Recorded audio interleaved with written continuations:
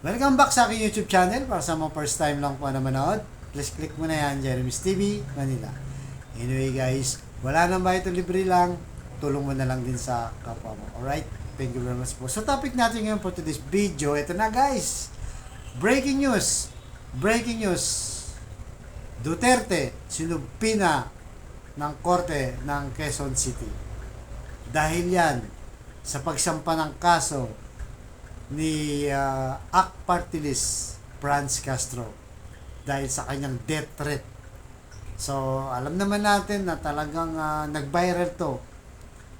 Itong si Duterte nung nagpa-interview siya sa SMNI. So, basahin muna natin guys. Ito sa Inquirer.net. Quezon City Prosecutors Office summons ex-president Duterte over Castro complaint. So, ayan guys, talagang laman ng balita ngayon na kumakalat dahil ito sa insidente, di ba? Na-vlog na rin natin dito at alam niyo naman siguro yun. Noong October 11, kasi na-interview yan si Duterte, itong si Kibs, o si Kibuloy ng SMNI guys. So, ayan, sinasabi niya kasi dyan na Duterte talk about the daughter's plan of using confidential funds for soft revival of the ROTC program, said Sara, should be franked to Congress, particularly Castro, that she needs confidential fund to stop communist insurgency. So yun, di ba sabi niya, yung confidential fund na yan, sinabi daw niya kay Sara, gagamitin sa ROTC, di ba? Gagamitin yung pera para ipapatay itong si Franz Castro. Kaya nag-viral yan, na-death threat yung tao, di ba? Nagsampa ng kaso. At ito na nga, mabilis guys ha. Mabilis ngayon yung kaso sa korte natin. Kaya kagad ito, may response kagad itong ano natin, korte natin. So sa ano to guys, sa December, sino yun? Sa December 4, ito guys, the Quezon City Prosecutors Office required Duterte to appear on December 4 and 11 and submit counter affidavit response to Castro's complaint. So yeah, pinapa-report siya guys.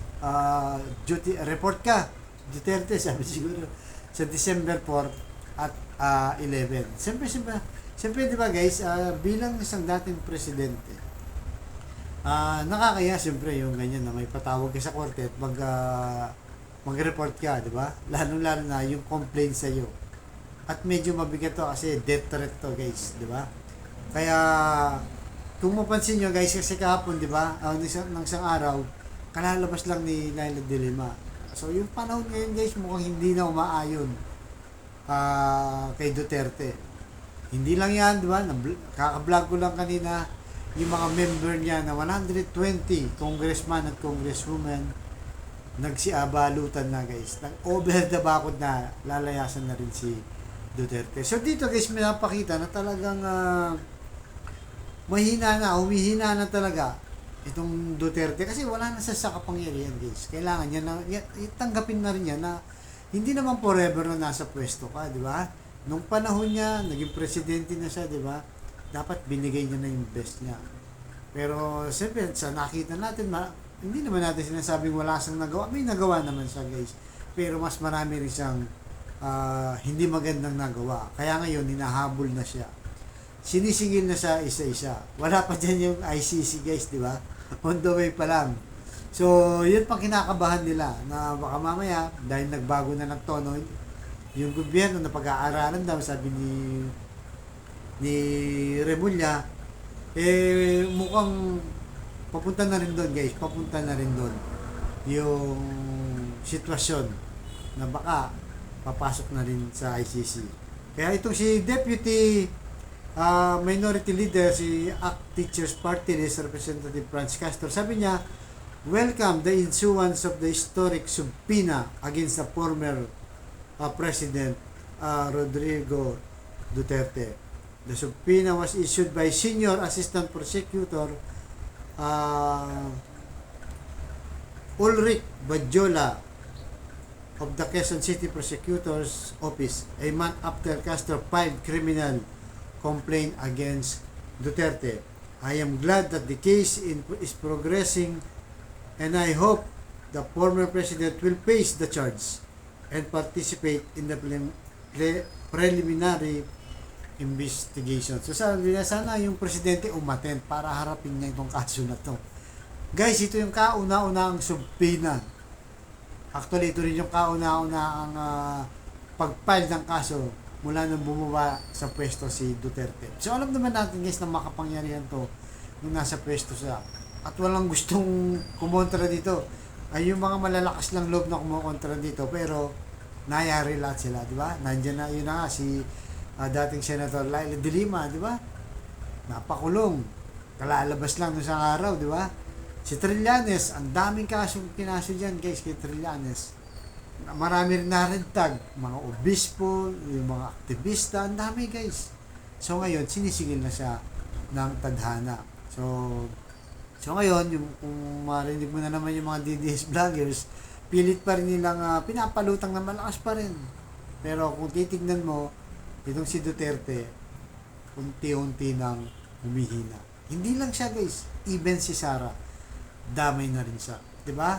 Paano natin nalaman yan? Itong si Sara, kabago-bago lang, nagkaroon kagad ng confidential fund. Na itong pulot dulo, pati tatay niya ngayon, nadamay. Diba? Sa confidential fund. Na nung una, sabi niya, sa nakasalalay sa Kongreso, bahala sila kung i-approve nila o hindi. Mabubuhay naman ako nang walang confidential fund. Pero nang tinanggal yung confidential fund, nagsumbong kay Duterte, nag-alboroto si Duterte, inatake ang Kamara, at ngayon sinampan siya ng kaso, at ngayon subpoena na guys. So kailangan niya na itong harapin. Siyempre nakakaya din yan bilang siyang dating presidente, di ba? So kailangan niya talagang harapin to. At kailangan na rin niyang harapin na talagang humihina na hindi na kagaya dati, wala na sa kapangyarihan. Kita mo nga, hindi niya nahatak yung anak niya, di ba? Si Sara. Nung panahon na Duterte, mapa-approval rating, satisfaction rating, trust rating, hindi yan bumababa guys. Lalo pang tumaas. Hanggang sa umalis sa pwesto, tumaas siya. Pero itong anak niya, ito si Inday, wala, hindi niya nahatak. Ngayon pa lang, bumagsak na lahat ng trust, approval, satisfaction rating sa lahat guys ng survey. Nakita naman natin yun, di ba? Binag din naman natin yun. So dito natin makikita na hindi talaga forever ang kapangyarihan. Kapag tapos ka na, dapat tumahimik ka na lang, di ba? Lalong-lalo na dati kang presidente. Ayahan mo na yan, bigyan pagkakataon. Kasi napansin natin guys, mas maingay siya, mas naging opposition siya. Na itong tinatawag na unity nung araw, di ba? Noong 2022, kasama yung anak niya. Akala natin maging magaganda ang kahinatnan dahil talagang naipanalo nila. Successful silang nanalo noong 2022. Naging solid, di ba? 31 million, kay Sara 32 million. Pero anong nangyari? Wala pang 2 taon, nagkagulo-gulo na sila. Ngayon, papunta na sa hatihan na talaga.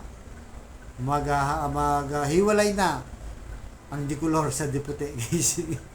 Yan ang nangyayari ngayon. Talagang tuluyan ng mawawasak ang unity. Anong pinagugutan ng lahat ng ito? Confidential ni Sara.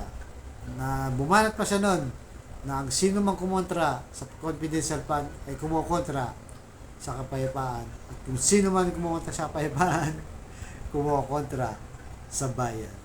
Nakalaunan ay sumuko lang pala. Di ba? Guys, dito mo makikita eh. Dahil nakita niya, even sa Senado, di ba? Nag-leak yung siyam na senador na dapat ipaglaban pa siya, pero wala rin nangyari. Dahil nagagalit na ang taong bayan, humihina na talaga ang Duterte. Tanggapin man nila o hindi guys, nakikita na natin na hindi na umaayon sa kanila yung panahon. Ito na yung panahon na sinisingil na sila. Right? So marami pang posibleng mangyayari guys. So abangan natin ang susunod na mangyayari dyan. Yung unit team, wala. Nakikita na natin pawasak ng pawasak guys. Kaya sana matuto tayo guys. Pagdating ng election, malapit na 2025, tingnan natin. Baka personal interest na naman yung mga nagpapakilalang makamasa dyan. Baka mahirap dyan, di ba? kalaunan nakita natin kanya-kanya pala sila personal interest, di ba? Kaya sabi natin dito, hindi tayo sa politiko, hindi tayo Marcos, Duterte, kung ano yung tama, doon tayo. Di ba? Sa pro-Pilipino tayo, sa bansa tayo maging pro-Pilipino tayo, guys. Huwag na tayong mano sa mga politikong ganyan na akala mo may malasakit sa bayan, di ba? Kalaunan, kanya-kanya personal. Kaya sila nagkagulo, guys, eh. Kasi kung talagang unity yan at para sa bayan yan, kahit may kanya-kanyang interest, dapat isang tabi yan para sa bayan. Hindi eh. Ngayon pa lang pumuposisyon na lahat sila sa 2028 election. Sabi nila, itong si Martin Romualdez, tatakbo, kaya nagpapapogi na ngayon, nagpapa-epal, sabi nila. Ito ng mga DDS, sabi nila, malakas itong si Sara Duterte. Kaya yan ang nangyari dyan, guys. Ngayon, unti-unti na silang sinisingil at tumihina, nagkakaaway. Alright? So, maging matalino tayo sa pagboto, guys. Ha? Malayo man, pero dapat na ngayon pala mag-i-speak. Alright? So, maraming salamat po. Abangan nyo sa sunod vlog. Thank you very much.